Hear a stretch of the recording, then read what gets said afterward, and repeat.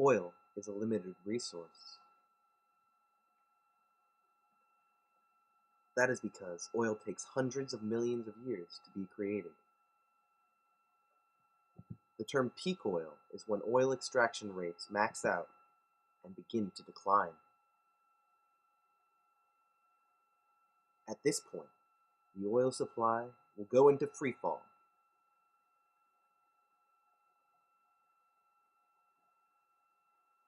This means after peaking, demand will continue to increase while supply decreases, causing price to skyrocket. The term peak oil has become synonymous with a host of concerns about the future of energy supplies. This presentation addresses whether global oil production has peaked or will soon peak, what consequences that could have for the fossil fuel dependent societies we live in, and what should be done about it. This concept is based on the production rates of oil wells and the combined production rates of the associated oil fields. The production rate from oil will usually grow over time exponentially until the rate peaks and then declines. It is worthy to note that peak oil is not running out of oil, but running out of cheap oil. While it is inexpensive to extract crude oil from oil fields in the desert, it is much harder to build drilling platforms offshore. In addition, all oil fields reach a point where they become economically not viable. If it takes more than a barrel of oil to extract a barrel of oil, it is pointless to further extract. The term peak oil was the idea of M. King Hubbert, a U.S. geologist who was working for Shell Oil at the time. He saw that oil discoveries graphed over time followed a bell curve, and that this curve is similar to the bell curve of oil production from individual fields. He believed that oil would peak sometime between 1955 and 2000. It's the most disturbing thing that's ever happened to the human species. It's responsible for our technological society, and in terms of human history, it's a very brief epoch. So what is oil used for? Why does this all matter? Of the 85 million barrels of oil the world uses every day, as expected, the majority of it is used for gasoline and other fuels. But what about the rest?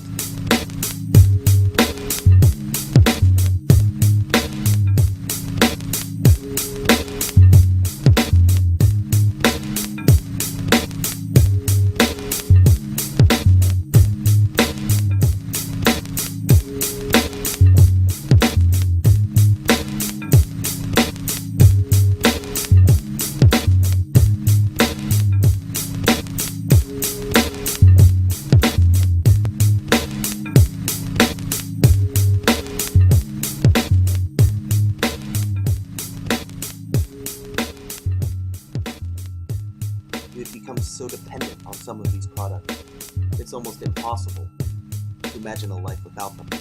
In 2005, a report was published by the U.S. Department of Energy entitled the Hirsch Report. There isn't that much oil out there. We've been on a plateau of world oil production since 2004. People have been trying very hard, and they can't increase oil production from here. The problem, first of all, is a liquid fuels problem.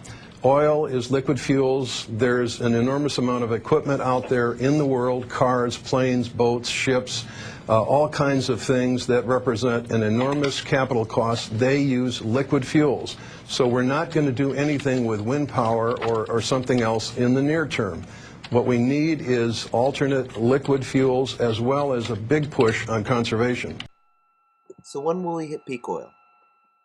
There are many various opinions from different sources.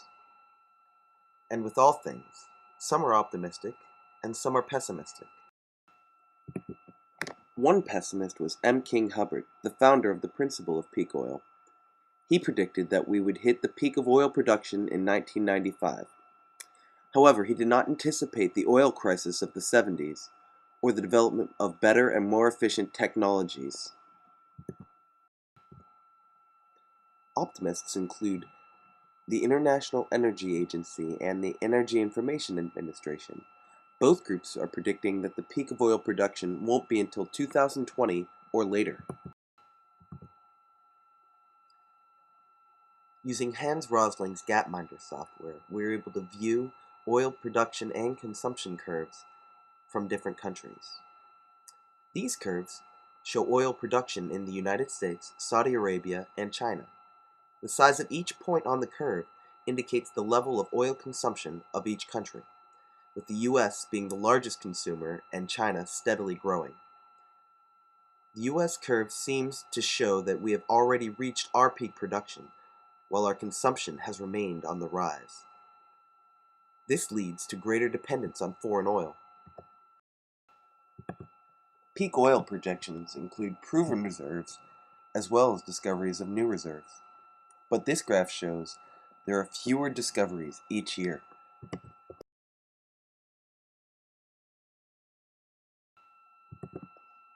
So what will happen after the peak of production? We know that due to supply and demand, prices will skyrocket. There will be many shortages of gas and other fuels. Scarcity could lead to an economic depression or even a political conflict. As Dr. Hirsch mentioned earlier, oil is best suited for transportation due to its high energy density in a liquid state. This makes oil easy to transport and pump, while not taking much space in the vehicle it is used to power. Energy density is particularly important in aviation. A battery-powered airplane would have very little space or weight allowance for passengers. When oil supplies begin to dwindle, air transportation will begin to become prohibitively expensive. When supplies of oil and natural gas begin to decline and prices begin to skyrocket, the agriculture industry will need to find new ways to grow food. The food supply chain requires large amounts of fossil fuels to create the crops we have today. The main ingredient used in nitrogen fertilizer is natural gas, and petroleum byproducts are the basis of many industrial pesticides. This will result in a dip in our food supply, while the industry readjusts to this new reality. The longer we ignore this problem, the bigger the crisis will become. But we have the power to decrease our dependence on oil and lower our demand as supplies become scarce. We can create clean, renewable alternatives for electricity, agriculture, and transportation. Hybrid and electric vehicles offer an alternative to gas-burning cars and buses. Plug-in hybrids like this can bridge the gap as electric vehicles technology become more pervasive. They allow a driver to travel up to 40 miles on electric power alone. Advances in biodiesel production have begun to show a truly renewable way of creating new oil. We're able to create algae microbes that can create oil similar to what comes out of the ground. When these fuels are burned, they do not add additional carbon dioxide to the atmosphere. These synthetic oil can be used to make cleaning supplies, jet fuel, diesel fuel, industrial chemicals, and more. There are many other ways of creating electricity other than traditional coal and oil. Wind farms are a common sight in western Pennsylvania. The local utilities are utilizing their power and distributing electricity to residents. The wind industry is hoping to provide 25% of electricity by the year 2025. Over the past 5 years, there's been a 30% increase in solar power. Updated energy grids are necessary for residents with their own solar panels who wish to sell their energy back to the grid. Solar energy is a safe, clean, renewable energy source that will continue to develop and solve many of our future energy needs. Once, people believed that the world's supply of oil would be exhausted.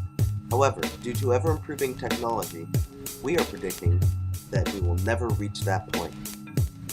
Technologies have already begun to extend the lifespan of oil and will continue to advance to a point where we are independent of oil and society as a whole will move to a new energy source. While this source of energy may not be known at this time, it is far more plausible that we will find this new energy source than see the world's supply of oil disappear.